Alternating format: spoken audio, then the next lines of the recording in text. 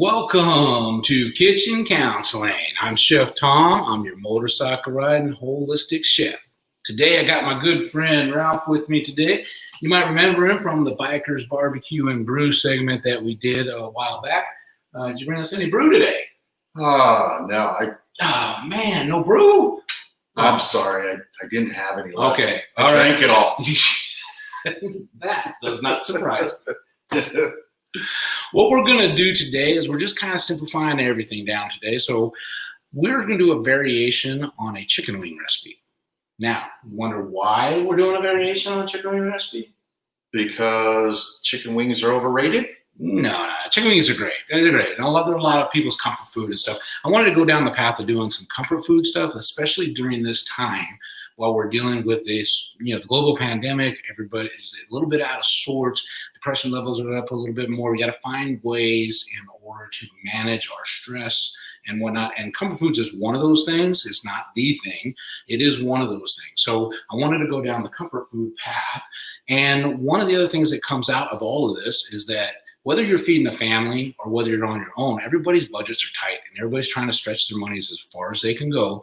So I went to the grocery store to buy the stuff for this recipe, and the chicken wings were like $3.99 a pound. And then they had drumsticks for 99 cents a pound. And I'm just like, oh. It's a no-brainer. That is a no-brainer. I was like, the drumsticks, man. I love the drumsticks, right? Yeah. So I'm like, I just cut my grocery bill by 75% by switching it up a little bit. We're still doing the same ingredients. We're going to make the sauce and do all that the same way and everything, but we're just using drumsticks today instead of chicken wings. No, I like the whole idea of drums. Drum legs. So either way, this is still a really great party food, and it's actually a little bit more robust meal if you're serving it for dinner. You can do it with a little side salad or a side pasta or whatever, and you get yourself a meal for your family or whatnot. So we're going to go through that process. And the one thing I need to let you know, this recipe from start to finish, this takes about an hour and 10 minutes. And most people are like, whoa, wait a minute. I want something that I can do in 30 minutes or less. I need to get it out on the table for the family, blah, blah, blah, and all this kind of stuff. The cool thing about this recipe is we can split this one into two. All right. There's basically 6 steps. That's it. That's all there is to this. We can do the first 3 steps like a day ahead, put it in the fridge. It's what I call prepping it, getting it ready. And then the day of the eating day, which I like to call it, could be game day, could be just your meal, whatever.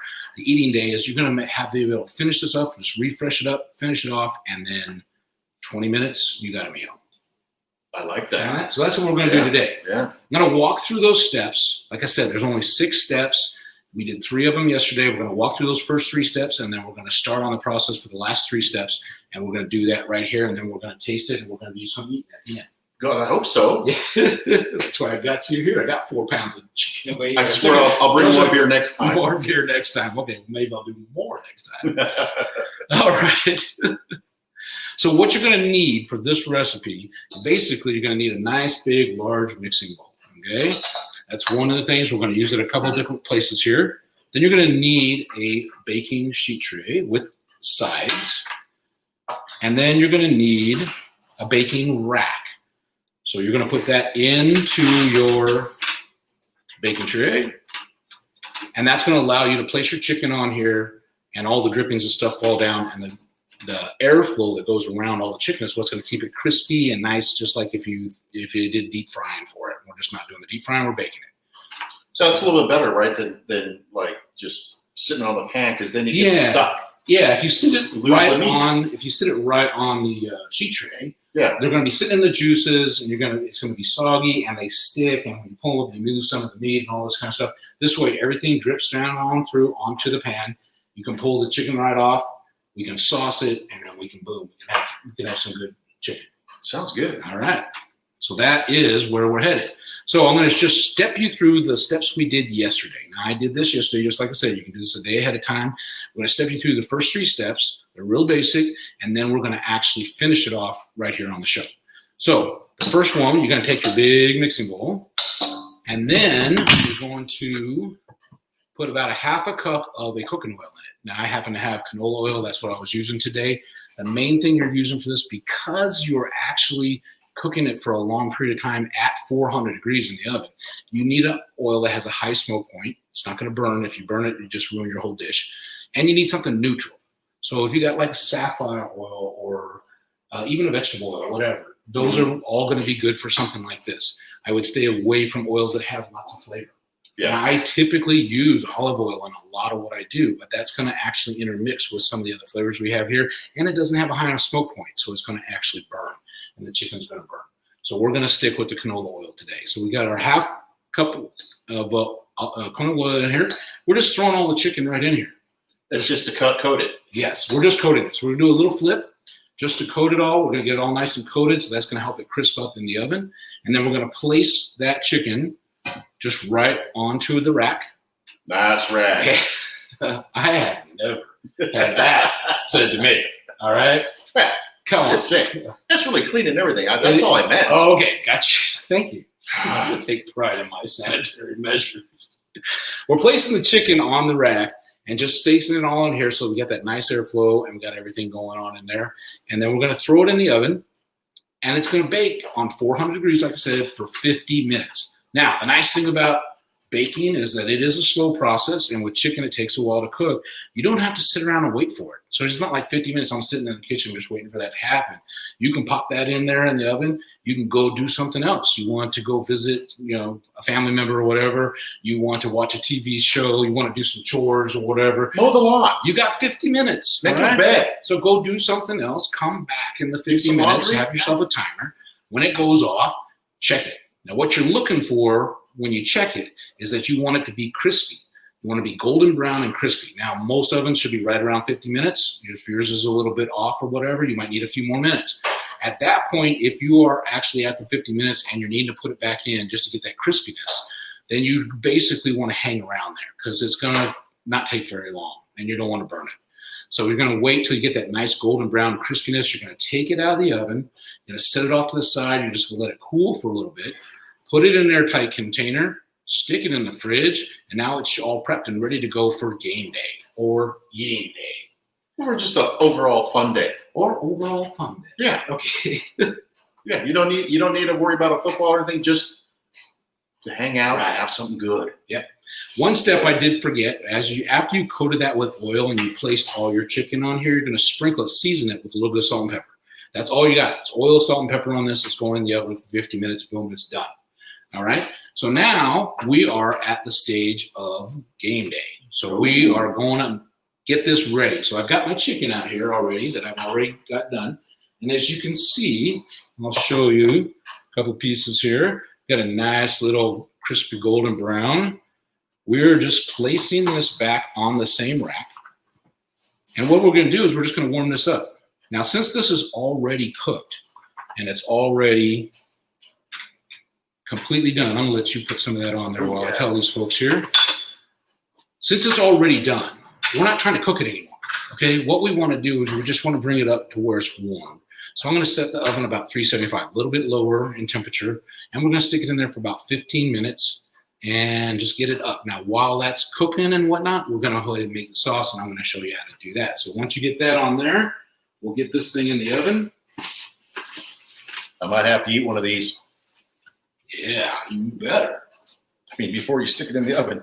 Not yet. It's not ready. We got to get the good stuff on there now. All right. Beautiful. And bam, voila. So now we got our chicken here. It's all ready to go into the oven. So we're going to throw it in the oven. It'll wash up a little bit. Set our timer for 15 minutes. And now we're just bringing that back up to temperature. All right. So while that is working, we are going to do what I call the day of eating. The day of eating part. This is our 20 minutes, okay? So while that's cooking, we're going to make our sauce, okay? So the steps 4 through 6 in this recipe, and if you need the recipe, you email me at yoursoulpath.net, and I'll get the recipe out to you. We are going to put our ingredients together for our sauce.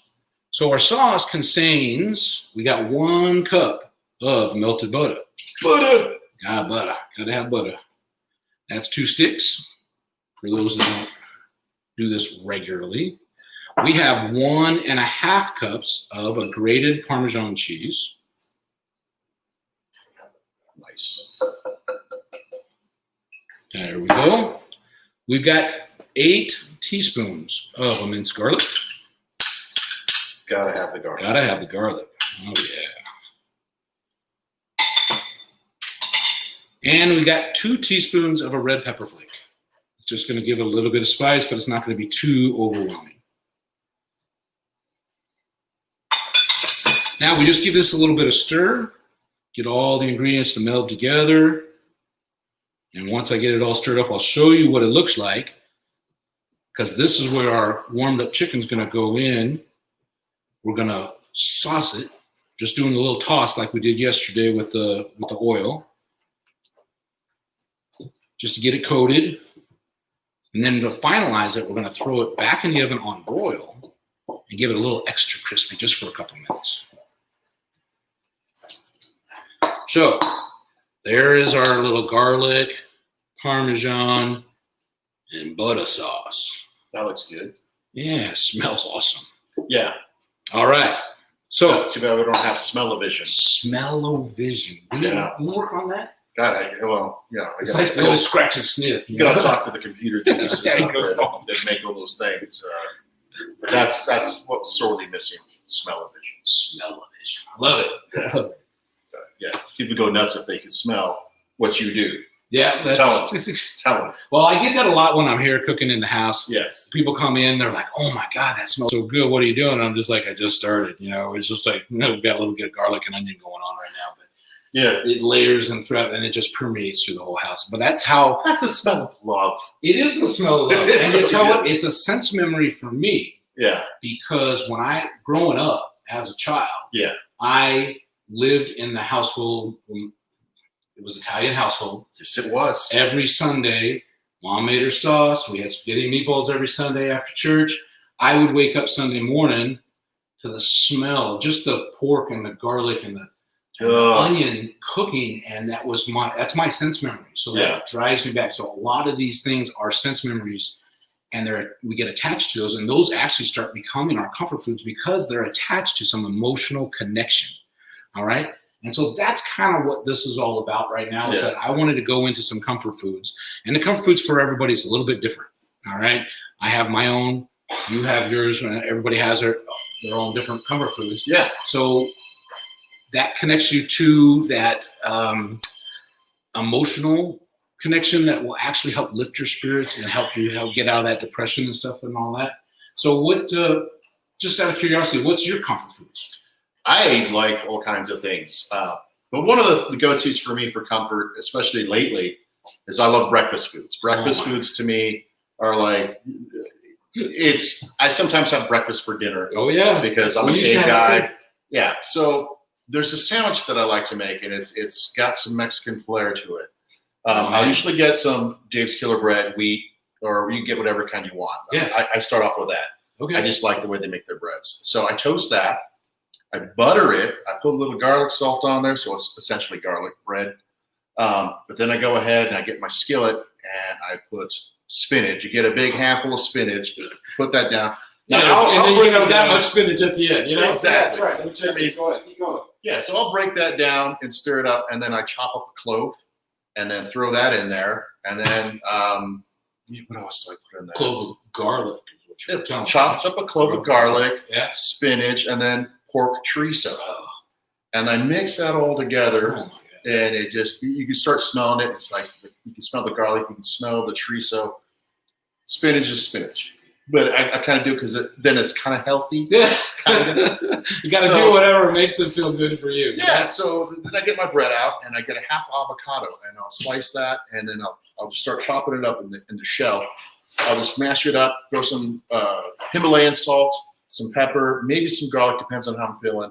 And then I scoop that off on the bread and spread it out there. I throw a couple eggs in the skillet, cook those up, fry them. So the center is not completely done. It's got a little run. You don't want like a lot because it gets messy. Oh, yeah. So I got that little bit of running. I mean, I like to put the egg on different things like the burgers and stuff. You just get a little bit of the yolk. Yeah, but you don't want it just dousing it. I've had it go like, you're like going, I mean, it's horrible. So I get the bread, I put the egg on there, I'll throw the chorizo mixture that I got on there with the spinach and the garlic and all that, and then I'll throw some Mexican cheese on top of that. Oh my God. And it's all hot, so the cheese starts melting, and then those sides got the avocado. Slap that over. Holy moly. Grab that, grab a big old paper towel, because it gets a little murky. And then I'll get rid of my cup of coffee, and it's like I'm watching a little show on TV and start eating it, and it's just That sounds awesome. No, it's really good. We might have to do that on the show. You have to show me how you do that, because that sounds like something we got to do. I'm no chef, but I like to experiment in the kitchen. And that's what this is all about. Yeah. It's just experiment. That's a comfort for me. But you were talking about breakfast, and it made me think, oh my God, that took me back again to my childhood. I mean, my dad's side of the family, they were all about breakfast. I mean, my dad was the Irish side of the family. My uncles, my dad, my brother, they're all big breakfast people. They love their breakfast. His brother, Mike, this guy, he taught me about some comfort food. He's got a great recipe for, can't even say it, biscuits and gravy. Oh my God. And he uses he loves his biscuits and gravy. He uses like Campbell's mushroom soup and spices or whatever, and then he'll get like Jimmy Dean sausage and cook that up and mix it together and get you get the biscuits that you buy that you smack on the counter and just throw them in the thing. But I'm telling you what, I'm like, what's this guy doing? And he whipped it out, and I'm like, well, this is pretty damn good. So, Mike. Well, and that's what this is all about. Everybody has their own comfort food connection. Yeah. But the thing that brings it all together all the time is that it is a connection on an emotional level for that individual. Yeah. So that's what we're talking about during these times right now, is just to try and find ways to balance our day and keep our stress levels down a little bit, keep the depression away as much as possible.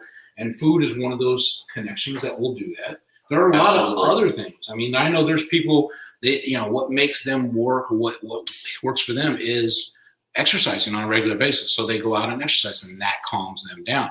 For me, I'm more of essential oils and a meditation kind of guy. So I kind of do that. And my riding my motorcycle. Those are my three things that kind of keep me balanced, Yeah, I have to say that, like, especially during these times, for myself personally, I've felt anxiety building. Sure. Nobody knows what's going to happen. Everybody wants the best. And you got fears, you don't know, and that tends to raise levels. So absolutely, when you're thinking about comfort foods and stuff like that, that's a helper. And then the meditation part is something that I still struggle with, but I'm hoping to get some insight.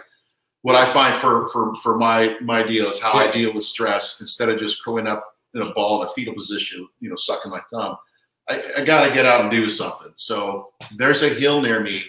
I live in Menifee. There's a hill with a huge cross on it, and I've been hiking that for a while now. But that calms me when I'm outdoors. I go up there. It's a great 360. Heck, I go up to Idlewild. I'll go out there because I love the mountains and I love the trees. Yeah. It's just, I guess, getting in touch with nature. Yeah. Getting out and walking and getting your blood flowing, because if you're still and you're not doing anything, the depression just kind of gets heavier and heavier. It seems like.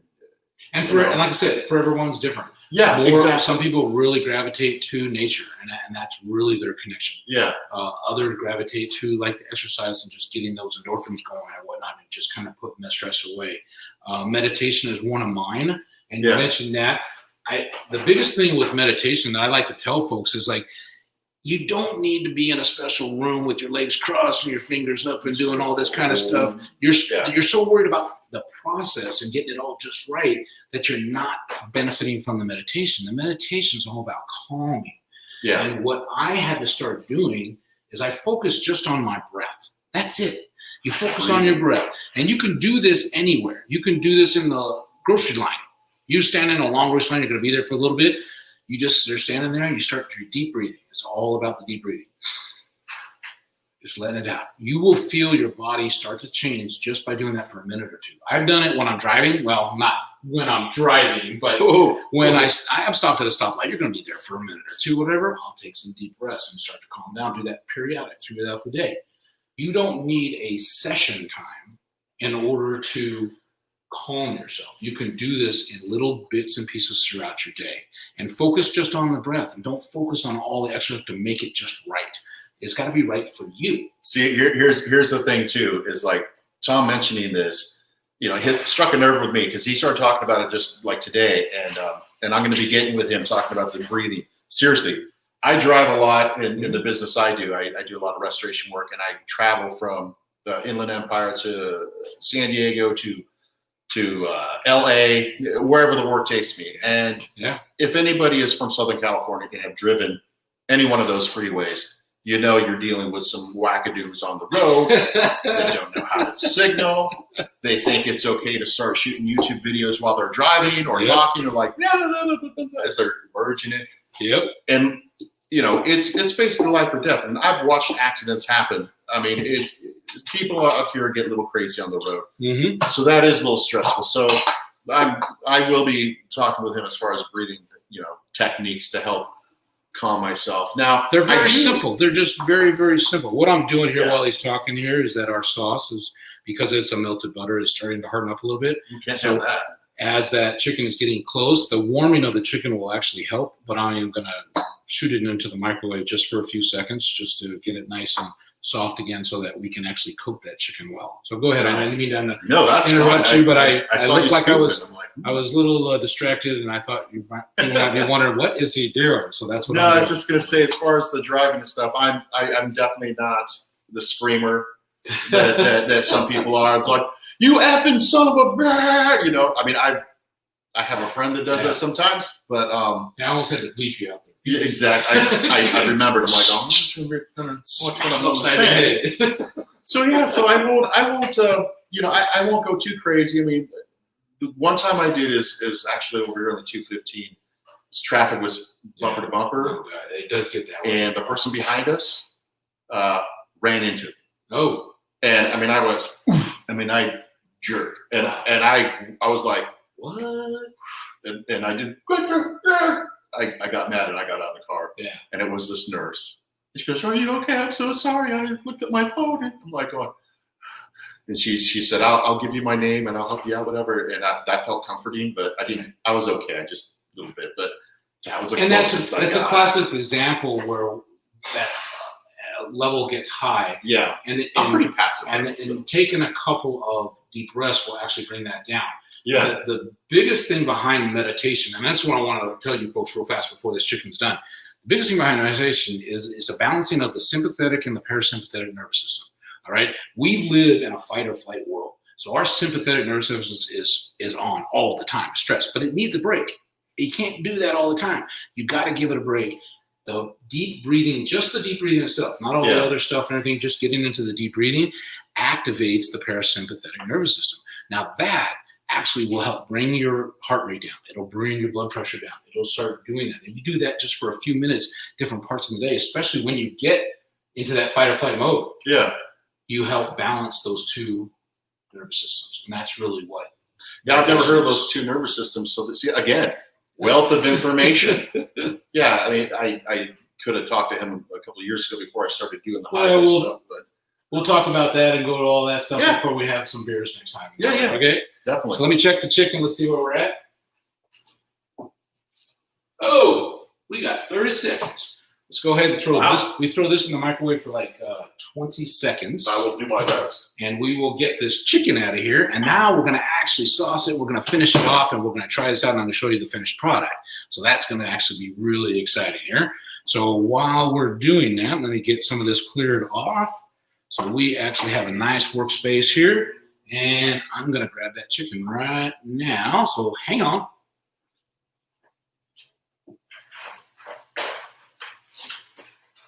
All right. I don't usually use microwave, so I know. I guess I forgot about that. I'm guessing that's too much time on there. I'll get it. Let's see what we got. I don't know. Oh. Go check it out, and Oh man, let's start this over here. Yeah, it's not going. I was trying to figure it out. I don't do good with microwaves. I really don't. I don't use them too often. But all right, that smells good right now. So let me show you just the basics. Yeah, let's show you what we got here. So now we got some nice golden brown crispy chicken here, ready to go. We're gonna get our sauce out of Microwave. Should be ready to slide right in here. Do I need to? Yeah, it shouldn't be too hot. It's only 20 seconds in there. Kidding. I was going to say, come on, man. I know I got chef hands and I don't have the same feeling in my fingertips as I used to have. You know, that's true. I spent some time working at a pizza restaurant in my youth. And it's a huge pizza oven that you're taking in and out. And after a while, you get used to it. Of course, your hair gets all cinched off. But you get used to the heat. It's the weirdest thing. Yes, I you do. don't think I could do that now, but that was, like I said, back in my youth. Yep. But, So what we're doing is we're just throwing our chicken into our sauce here. Oh, that's looking pretty good. Yeah. And then we're going to toss. Just give it a good toss all around. Get it all kind of nice and coated. If you'll grab those hot pads that are behind me and get this hot pan out of our way. Oh, they're not behind me. They're right I here. was going to say, I think I fooled you. Okay. So while he's doing that, I'm going to show you the chicken here. Go ahead and take that away. I'm going to just throw it over here off to the side. And we're just going to give this a little toss. We're just flipping. The sauce is pretty thick, so we want to keep on flipping. And then you got a little spoon. You can give it a little stir. Make sure everything gets some coating on it. And this is all we did yesterday with the oil. We just put the chicken in here. We just gave it a little flip.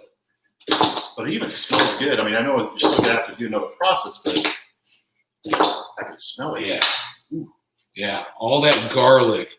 Yes. All that Parmesan cheese. And the little bit of red pepper flake gives a nice look. And here we go. We got our chicken here. So this is our chicken. We're going to plate this thing up right now so we can show you what that finished product looks like. So we have a couple of plates. We've made a little salad, just a little mixed salad with mixed green salad. I had a little bit of an avocado lime cilantro dressing I did a couple days ago. Avocado lime cilantro sauce stuff. Yeah, so we just did that up. We're going to throw a couple of these drumsticks on here.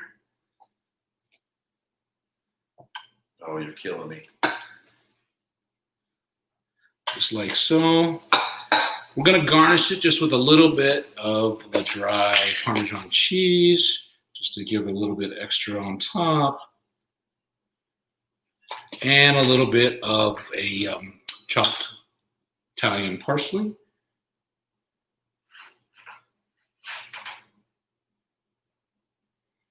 I saw that sitting there, and I was like, is that cilantro? That's parsley. That is smelling like, oh, yeah. And this is our finished product. We got garlic Parmesan drumsticks with a little side salad. So we're going to give this a shot. We're going to give this a try and see how we get on this one. Oh, my gosh. Just a minute. Yeah. I'm going to go ahead and go for it. We're going to try it right here. I'm already expecting a little. Oh, man. The chicken is cooked just perfect. With the bone in and the dark meat, you have a little bit to play with, but you do have to cook it a long time in order to get it all the way cooked through. But it doesn't dry out as fast as, say, if you're working with breasts or whatnot. It's really moist. It's not dry at all. Super moist, but you still have a little bit of crispiness on the skin, but the meat itself is super moist. I think we did a winner here. Winner, chicken dinner. All right. Huh? Somehow, I just had a feeling you might go there. All right. Hey, if it makes you happy, you got to be happy. So I want to thank you today for joining us on Kitchen Counseling. Yeah, thank you. And I want you to remember my 4 F's to accentuate life. And that's family, friends, fun, and food. All right. If you enjoyed what you saw, subscribe to the YouTube channel, like us on Facebook. We'll see you next time. Take care. And there we go.